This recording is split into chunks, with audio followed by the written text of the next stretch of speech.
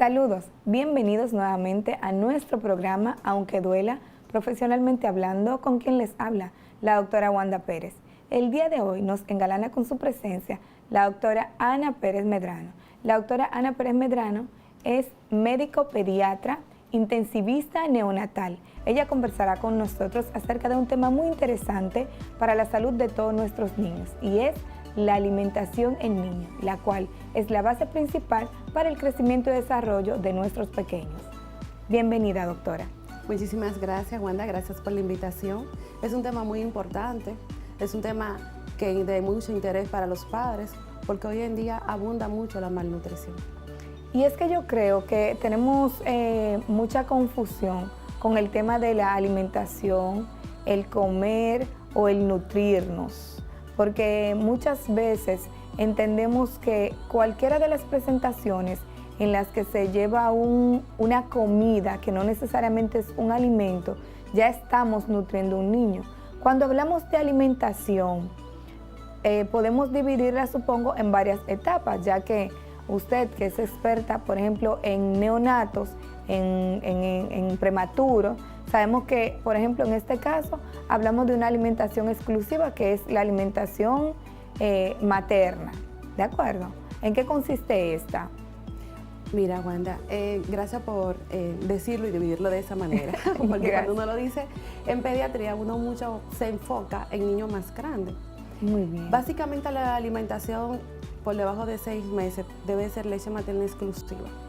Tenemos el tabú de que a los niños hay que darle agua, hay que darle tececito para los cólicos, pero eso impide un crecimiento adecuado y un buen desarrollo, tanto gastrointestinal como a nivel intelectual, y favorece a enfermedades como infecciones respiratorias o gastrointestinales. Hay mucho mito, y disculpa que te interrumpa, yo recuerdo que incluso cuando yo tuve mi primer bebé, mi mamá insistía en que le diéramos un té de anís. Yo decía, mira, prepárame un té, dámelo que yo me lo voy a tomar, como yo la tenía con leche materna. De repente hay alguna dosis que pasa a traer, pero nunca quise porque evidentemente estas infusiones tienen un metabolismo hepático, tienen toda una serie de procesos gastrointestinales que si el bebé no está preparado para eso, entonces habría alteraciones. Entonces no es aconsejable. Yo te felicito por la respuesta, porque fue demasiado inteligente. Realmente hoy en día, y todas las madres lo saben, y sobre todo las primerizas, están influenciadas por los familiares, por los cercanos, por los amigos. ¿Por qué? Porque todos quieren opinar acerca de la alimentación de un bebé. Y es como tú mismo lo acabas de decir. Ese tipo de té o infusiones que se le da a los bebés, que es el más popular, es el de anís, regularmente dicen que para sacar los gases, realmente no saca ningún gas. Tienen un metabolismo hepático, un metabolismo gastrointestinal, que todavía a esa edad no está favorecido el cuerpo, ni está de manera adecuadamente maduro para metabolizar. Para que me entienda el público, metabolizar es que llevado al hígado o llegado a los riñones, esa infusión que se toma debe de digerirse y convertirse en un metabolito más pequeño para poder cumplir su función. En el recién nacido prematuro o recién nacido ya niño sano, normal, que nacido con buen peso, esas funciones, esas enzimas no están adecuadas para procesar ese alimento que se le da. Entonces, cuando tú lo tienes que eliminar en 2 horas, en el bebé va a durar 24 o 48 horas y resulta tóxico. Tóxico para su cerebro, tóxico para sus intestinos, tóxico para sus riñones, tóxico para su hígado. Entonces, mira qué dato tan interesante. Exacto. Nos está dando la doctora en ese sentido, porque es que muchas veces creemos que nosotros tenemos fórmulas para preparar según qué cosa para estos bebés y podemos provocarle daños que son irreversibles en su sistema gástrico entonces. Exacto. Lo que quiero decir con esto, cuando digo dura más tiempo y desfavorece en el desarrollo, el buen funcionamiento del cuerpo en el bebé y que se vuelve tóxico, es que no se debe de dar.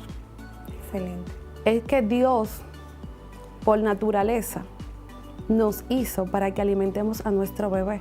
En el caso entonces, doctora, de aquellas madres que tienen intentos y que hacen el estímulo y que de alguna manera su cuerpo no responde para crear la suficiente, la cantidad de leche materna, entonces sí hay fórmulas ya producidas que tienen las características especiales para este bebé.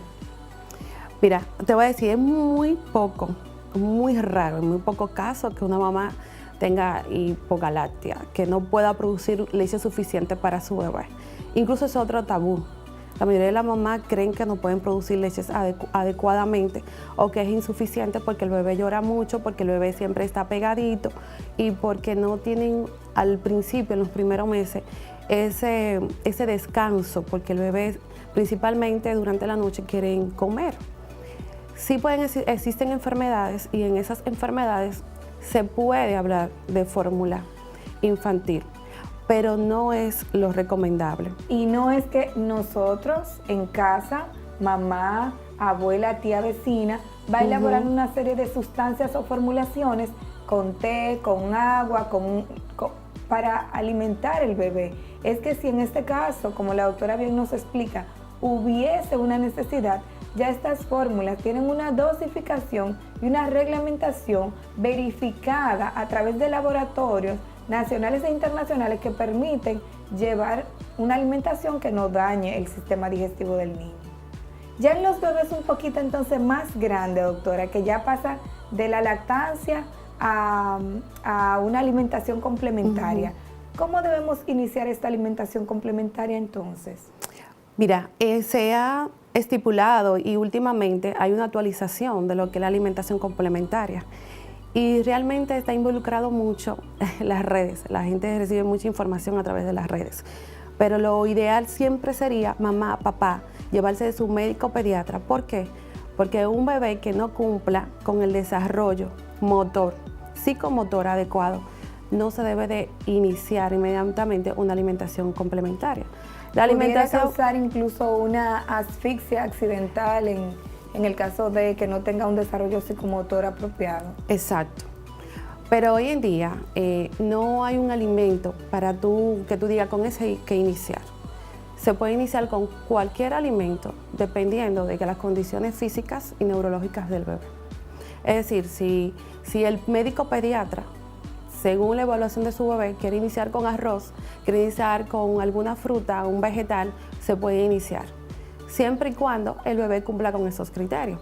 Tú sabes que hablamos mucho ahora mismo, y sobre todo las mamás que ven tantas redes, ven lo que es la alimentación Baby Linguine, que es una alimentación donde aplicamos la introducción de alimentos sólidos en los bebés. Pero no todos los bebés aplican para iniciar esa alimentación. Y por eso a veces, cuando esos criterios no se cumplen, le orientamos que deben de iniciar con purés o con papilla. Ahí inmediatamente hablamos del inicio de la alimentación complementaria, es que iniciamos la introducción de agua en el lactante. Muy bien. Pero nunca antes. Entonces, esta alimentación complementaria que debería iniciarse a los 6 meses, ya ahí sí ya podemos introducir agua. Hay algo muy importante y no sé por qué veo, y lo veo con preocupación, que insistimos o insisten muchos familiares en colocarle aditivos a la comida del bebé, aditivos como sal y azúcar. ¿Qué opina, doctora? No debe de ser usado. Mamá, papá, abuela, tíos, tengo que decirlo todos, porque Sí, todos están involucrados y eso es en bueno, lo que porque es la alimentación del bueno bebé. es que tengamos una comunidad de apoyo. Exacto. Que nos ayude con ese bebé, pero todos debemos estar orientados a la salud adecuada del bebé. No, y que no solamente eso, cuando uno dice no sal, no azúcar, no lo dice simplemente por decirlo, es porque el cuerpo todavía no está maduro, no está con las estructuras adecuadas para asumir ese aporte, ese nutriente. Por ejemplo, el sodio, que va directamente al riñón, que es la sal, el riñón no está capacitado para metabolizar esa sal, para filtrar esa sal. Entonces, el bebé no debe de consumir sal. El bebé no debe consumir sal, no No. debemos colocar aditivos de sal a la comida del bebé. Y la doctora nos explica, esto es claro, puede haber un daño renal por un exceso en este componente, en el sodio, que es específicamente en la sal donde lo encontramos. Y las azúcares, doctora, ¿podría un niño desarrollar alguna enfermedad, por ejemplo, como diabetes tipo 1, diabetes infantil, secundaria al exceso en el consumo de azúcares? Exactamente diabetes tipo 1, no. Y diabetes tipo 2 en el momento, no. Ok. Pero es bueno que tú menciones esa palabra, porque cuando nosotros hablamos de introducción de azúcar a muy temprana edad, hablamos de que lo estamos malnutriendo. Lo estamos acondicionando para que sea un bebé obeso o una persona adulta obeso. Recuerda que la buena nutrición comienza desde el principio del embarazo. Muy Y bien. todo lo que nosotros comemos y hacemos desde niño, desde lactante, repercute en la edad adulta. ¿Y qué nos podemos dar problemas metabólicos? Como la hipertensión, la diabetes tipo 2, y eso sí es importantísimo. Entonces, la persona no lo ve hoy en día de manera inmediata. Muchas abuelas, tías dicen, yo te crié dándote tal cosa, yo te crié dándote agua de azúcar, yo te crié dándote harina, pero no lo ven en el momento. Quizás es un bebé que se enfermaba mucho, un bebé que estaba en sobrepeso, ya una persona adulta que antes de los 30 o a los 30 ya tiene hipertensión, ya comienza con problemas de azúcar, diabetes. Entonces, la buena nutrición comienza desde el embarazo. Entonces, si tú necesitas, si tú quieres que tu bebé sea un bebé buen nutrido, entonces inicia dándole una nutrición adecuada, equilibrada. Porque si no lo hacemos así, vamos a tener un bebé que va a repercutir con una baja inteligencia, una baja talla y todos los problemas que trae la malnutrición. Miren lo importante de destacar estos conceptos con nuestra invitada de hoy, la doctora Ana Pérez Medrano, especialista en pediatría y en intensivo neonatal, y ella nos destaca y nos está aclarando por fase la importancia de una alimentación adecuada de acuerdo a la edad del niño. En la edad, doctora, preescolar, que actualmente vemos que debemos desprendernos desde muy temprano de nuestros niños para mandarlos a un cuido o a un colegio, porque en realidad debemos ser proveedores en nuestros hogares y eso nos impide ser cuidadores inmediatos y proveedores a la vez. ¿Cómo debemos preparar nuestros niños para mandarlo, por ejemplo, a ese cuido o mandarlo a ese preescolar? Muy bien, Wanda. Déjame decir algo al público antes de continuar con los preescolares. Algo muy importante y que lo veo con mucha frecuencia en mi consulta. Por favor, no dar miel a los niños menores de 2 años y tampoco limpiar la boquita con miel. ¿Por qué? Porque el bebé está expuesto a una bacteria que se llama el Clostridium botulínico, que se adquiere a través de la miel. Y los bebés no están preparados inmunológicamente para combatir esa bacteria. Mira, entonces sería una enfermedad muy grave en el bebé. Somos muy asiduos en la preparación, de infusiones con miel. Por ejemplo, un famoso remedio que suelen hacer las abuelas para la gripe, sí, que se hace pues, con cebollita, con limón, miel, cebolla. Ya sabemos, la doctora nos aclara que en niños menores de 2 años es un riesgo, un peligro, no debemos hacerlo por los riesgos de esta bacteria. Esta misma miel muchas veces, como la doctora lo refiere, cuando el niño tiene alguna lesión a nivel de la boca, ponle miel en los labios. Pero qué bueno que nos aclara esto, doctora. Sí, es importante que no le den miel. Mira, ya a partir del año 1 a 3 años, hay algo muy importante, que es una de las primeras causas de consulta. Los bebés llegan porque tienen bajo apetito. Las mamás siempre refieren que no quieren comer bien, pero hay que recordar que la alimentación complementaria que comienza a los 6 meses va adecuando al bebé y lo va acostumbrando a la alimentación siguiente en los primeros años de vida. Si tú, por ejemplo, lo acostumbras siempre a solamente darle líquidos o papillitas, o porque el bebé en una ocasión o dos te rechazó un alimento y tú no lo vuelves a introducir, entonces, ¿qué pasa con eso? El bebé no aprende a comer el alimento que tú le das. O simplemente, si la mamá o papá deciden o nunca han comido o no les gusta comer vegetales y no cocinan vegetales, vamos a poner un ejemplo, el tomate. Deciden, no comemos tomate. El bebé ya va aprendiendo esa conducta, no come tomate. Ya a cierta edad es difícil. Imitan mucho y si Sí, van a la mesa con bebé, papá y mamá y mamá no come zanahoria, por ejemplo, el bebé supongo que exacto, lo va a rechazar. Lo va a rechazar porque los bebés son grandes imitadores. Ya a partir del 1 a 3 años, ahí tú sabes que la tasa de metabolismo y el crecimiento se ralentiza un poquito. Y los bebés pueden de manera fisiológica tener una baja en lo que es el apetito. Pero la mamá, de manera, ¿verdad?, debe de estimular con lo visual, con lo olfativo, deben de ir todos a la mesa, comer todo lo mismo, a la misma hora, porque hay algo que no estamos acostumbrados en los últimos años. Comemos junto con el celular, comemos viendo televisión. Muy importante. Y yo sí, eso ahí quisiera que usted nos aclare un poquito, que en ese sentido, porque cuando estamos comiendo o nuestros hijos están comiendo con una pantalla, no están haciendo unas diversas conexiones para que su cerebro reconozca la estructura del alimento, la consistencia, el olor, el sabor. Está tragando, puro y simple. Exactamente. Si no piensa que si su hijo no quiere comer y usted le ofrece una tablet y usted le pone la tablet y usted le da, él va a tragar, porque él no está prestando atención. Así es, mira, alimentarse es un acto complejo. ¿Por qué? Porque no solamente envuelve lo que son las estructuras físicas, anatómicas del cuerpo, ya sea boca, los músculos, los nervios. También tiene que envolver la mente, tiene que ver lo visual y, como yo mencioné, también lo olfativo. Entonces, hoy en día tragamos muy rápido, no masticamos, no saboreamos la comida, como tú acabas de decir.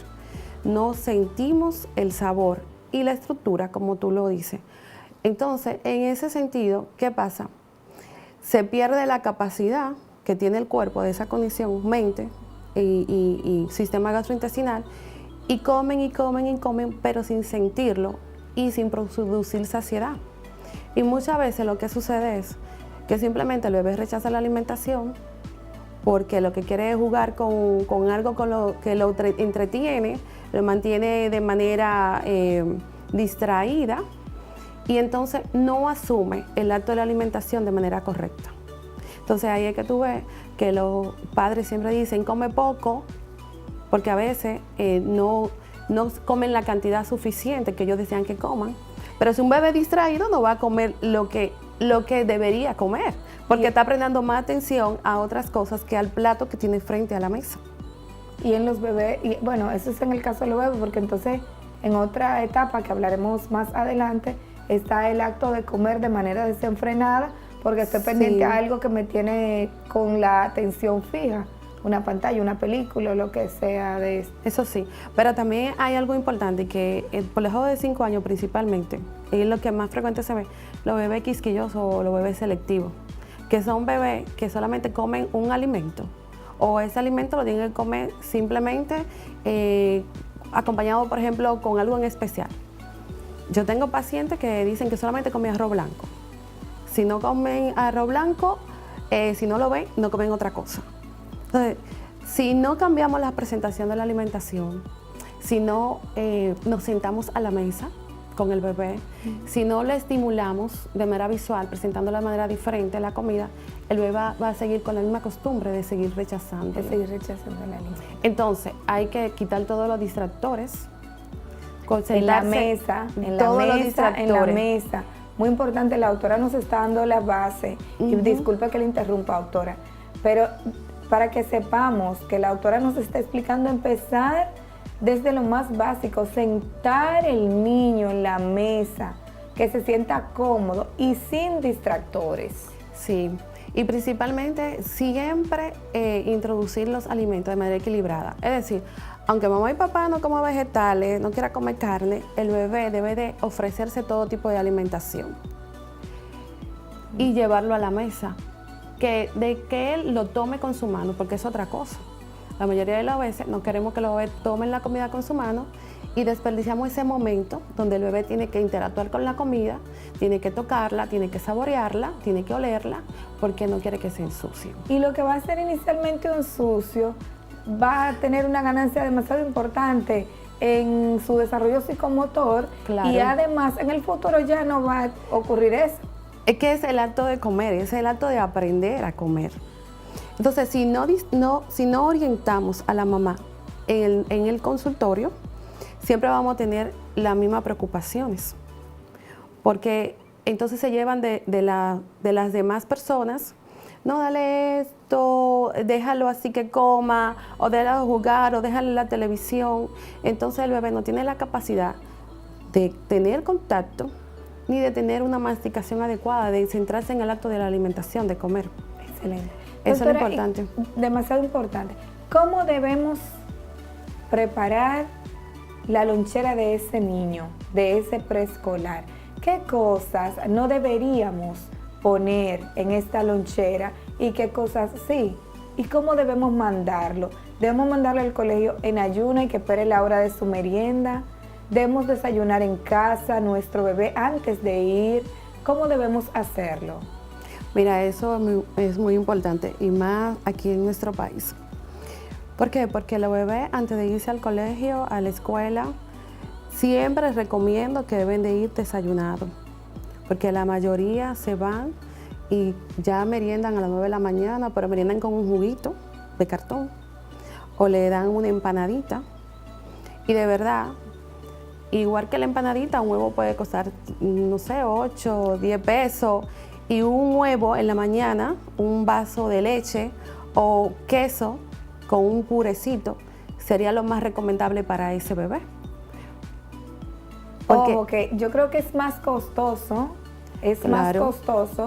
la compra de repente de como tú refieres, o de unas bolsitas de papitas y de otra merienda ya preelaborada, o de una empanada, es más costoso a la corta y a la larga. Y digo a la corta y a la larga porque en el futuro vamos a tener una serie de problemas de salud que se han desarrollado a causa de esa mala alimentación, y a la corta porque en realidad debe costar más una empanada que un huevo. Claro que sí. Y el valor nutricional y proteico no es el mismo. Claro que no es el mismo. Además de eso, Wanda, y es bueno que tú lo hayas tocado, que iba a hablar más adelante de eso. Hoy en día la vida va muy rápida. Los padres se levantan muy temprano, hay que llevar el bebé a la guardería, hay que llevarlo muy rápido al cole. Y entonces es muy fácil esas comidas industrializadas, ya preelaboradas, prepararla y llevarla. Pero con eso nos estamos llevando los micronutrientes que los bebés necesitan para tener un buen desarrollo, tanto físico como a nivel intelectual. Y todos los papás nos enorgullece tener un bebé inteligente. Claro, todos queremos que le vaya bien, mucho, que le vaya bien en el colegio, exacto, que puedan ser independientes, pero necesitan una base de alimentación adecuada. Exacto. Si los padres y los familiares, si todo el gobierno y todo lo que tiene que ver con el cuidado del bebé entendieran que la base de todo eso es tener una buena alimentación y una buena educación en cuanto a eso, las cosas fueran diferentes. ¿Por qué? Porque eso que tú mencionas, por ejemplo, las papitas, los chiticos, todos esos productos que están elaborados con colorantes, con preservantes, todo eso va a alterar nuestro sistema inmunológico. Todo lo que es artificial, exacto, colorante artificial, todo, sabor artificial, olor artificial. Está lleno de calorías vacías, que lo único que va a contribuir es a un aumento de la grasa corporal. No tiene los micronutrientes necesarios que el bebé necesita en esa etapa de desarrollo y crecimiento. Entonces no se lo estamos aportando. Como te acabo de decir, eso interfiere con el estado inmunológico del bebé. Son bebés que pueden tener niños que por lo general vemos que tiene gripe hoy, mañana no, pero pasado sí. Son niños que se enferman mucho y hacen bastante alergia. Muchos problemas de dermatitis o de inflamaciones a nivel de la piel. Exacto. Son niños que frecuentemente hacen alergias y entonces nunca pensamos que la alimentación es parte de ese proceso, de esa intervención, porque son factores proinflamatorios que van al cuerpo y van a alterar nuestro organismo. Entonces el bebé, por lo general, escúchenme bien, debería siempre comer alimentos orgánicos, porque esa es la palabra más popular hoy en el día de hoy, alimentos orgánicos. Y para que tú veas cómo es esta vida, los alimentos orgánicos son los más caros. Lo industrializado, lo preelaborado, son lo menos costoso, lo de más fácil acceso. Y entonces, por eso es que tenemos esta malnutrición. Ahora es muy difícil tú ver un niño desnutrido. Es difícil verlo, pero tú ves los niños obesos. Entonces tenemos muy acostumbrado a decir que los niños que están en sobrepeso son niños que se ven bien, no le prestan mucha atención porque comen mucho, pero tenemos que verificar esa alimentación, porque puede ser que coman mucho, pero que lo que comen son alimentos que no le convienen, alimentos que no están enriquecidos con esos micronutrientes.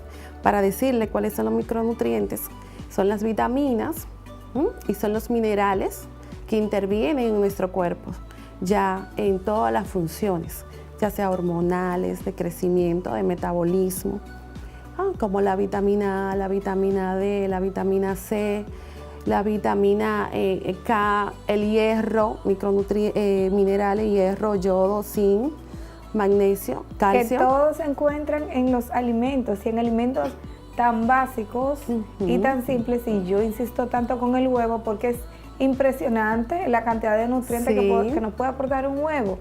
Y es impresionante la cantidad de presentaciones que usted puede hacer con el huevo. No, y que es fácil de preparar. Es muy fácil. Hervido, tortilla, con vegetales, sin vegetales. Es un montón. Es una buena opción de desayuno. Es una buena opción de desayuno. No, y que incluso es también una cuestión de tú organizarte. Porque a veces se llega muy tarde a la casa, yo sé que la vida va muy rápido, pero si por ejemplo en la noche tú puedes dejar organizada, por ejemplo, la papa que voy a poner en la mañana, déjala peladita. Que si voy a ponerle una fruta al bebé en la lonchera, la dejo ahí bien lavadita y colocada en el envase donde se la voy a enviar. Porque son cosas que solamente sirven de organización. Estamos diciendo que deberíamos mandar en la lonchera frutas. Puede ser un jugo preparado en casa. Muy bien. Bueno, a lo menor de 2 años, yo siempre recomiendo nada de jugos, nada de infusiones. Y ya con la fruta, yo creo que si le ponemos la fruta y el agua, ya ahí van. Exacto, van un pedazo de queso.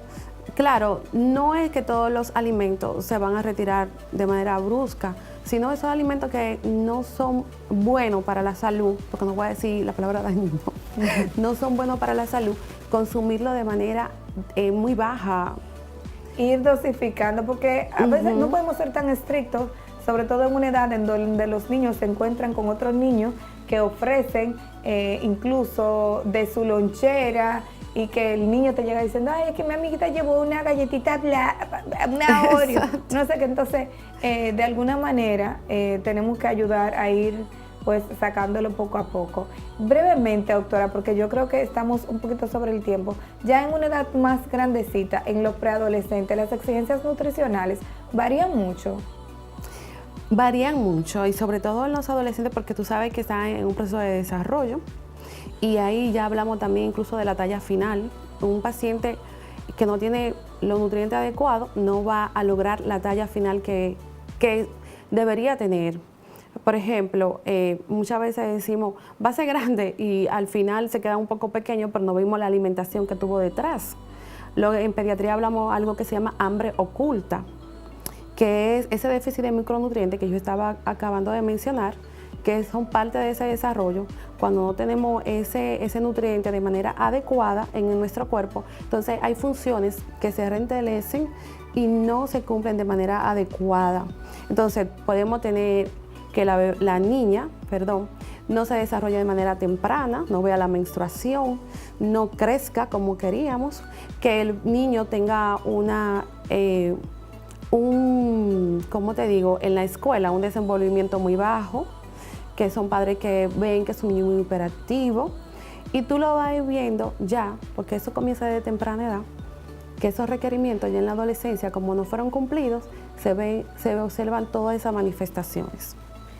Hemos tenido un interesante programa hoy en compañía de la doctora Ana Pérez Medrano, la cual se encuentra en el Centro Policlínico Nacional y nos dirá más adelante su número de contacto. Es una médico pediatra muy interesada por la salud de nuestros pequeños y a quien yo personalmente recomiendo altamente por su pasión al cuidado de nuestros pequeños.